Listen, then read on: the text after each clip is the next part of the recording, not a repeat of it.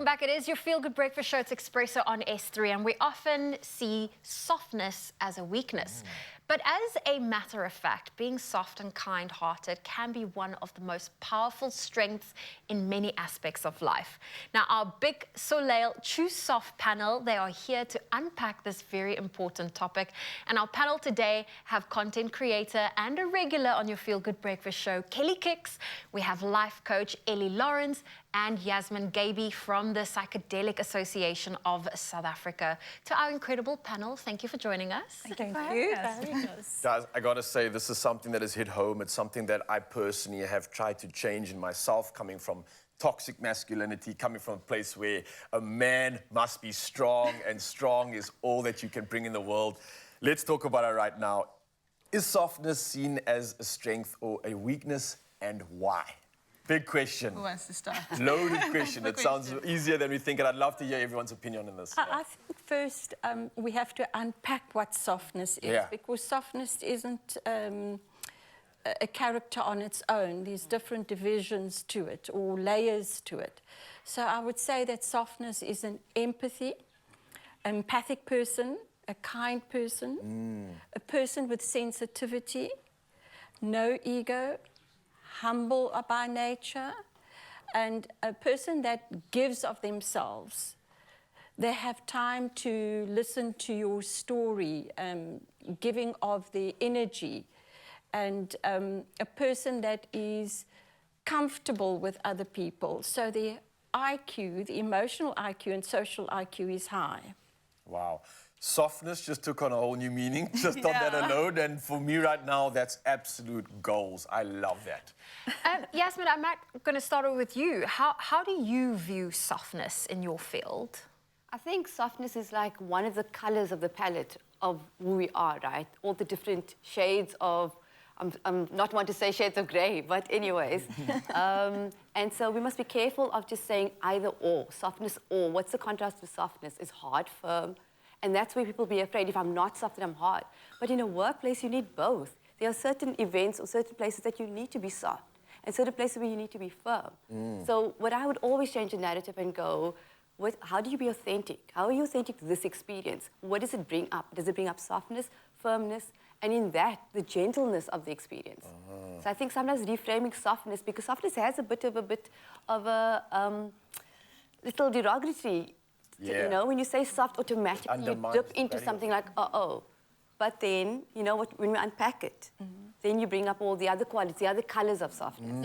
Kelly, you're someone that plays in an industry that requires, I think right now, women to be strong.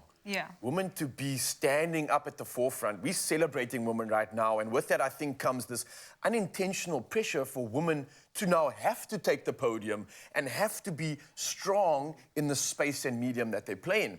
Do you find that you are dealing with that pressure? Do you find that you are having moments where you can be soft with your audience, or do you feel that that just leaves you too vulnerable and ridiculed of being weak and not being a strong woman per se? How does that play in your space? I love this question because I grew up being, as one would say, a softie, but like to the extent of everything that you've explained softness to be was just that. There wasn't any balance between being strong with that softness or allowing boundaries with that softness, for lack of a better explanation. So I would allow like my kindness and everything to be taken advantage of. So as I got into this industry and obviously learning the ways of how things are working in the industry, and like not everybody is the same as you are, I've learned that you need to have that boundary and that strength to be, okay, I can allow the softness to come out to people, but not at the expense of my own feelings and my own growth. So you can't stop yourself with your own softness. So it's just that balance of what can you give and also not take away from yourself in return.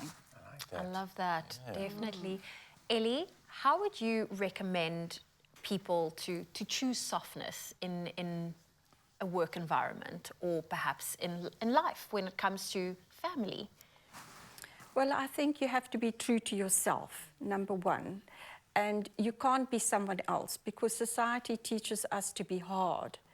And it teaches us that you have to be hard to survive in this modern life.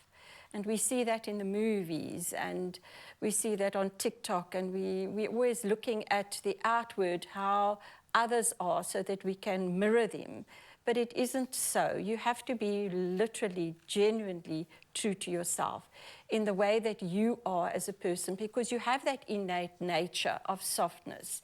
So you can't rub it out and you can't layer it like icing on a cake. You have to really live with yourself every day. So I think softness is something that is a gift, and it has qualities of its own and strengths of its own. And one should actually focus on those qualities rather than look at the expectation of others, you know, that they are requiring of you. Well, I love this. It's made me want to choose soft for every right reason.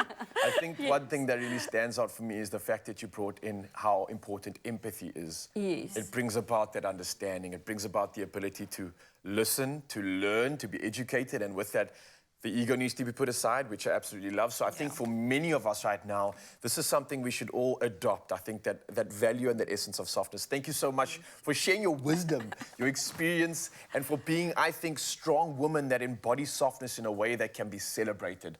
I think that's changing this narrative, and I think it's important to understand what that actually means, and you've done that perfectly this morning, so thank you so much. Thank you to our incredible panel. And we want to know from you, do you see softness as a strength or a weakness? Let us know on social media and join us next week for another insightful panel discussion. And then choose soft with BIC Soleil Click 3 or Click 3 Sensitive. It's enriched with aloe vera for the silkiest results. Listen, again, for me, I'm just thinking to myself, like, why did I think that softness was weakness? And when you mentioned that whole saying to me, it really is a paradigm shift. I've got to just add to this note of, I think it's a quality that we should all take on. I think this is a great reminder, and I know I said this before, but thank you, Mzansi, and a reminder to you to understand that empathy, understand that softness, and implore those values of listening. And right now, you maybe want to listen to this.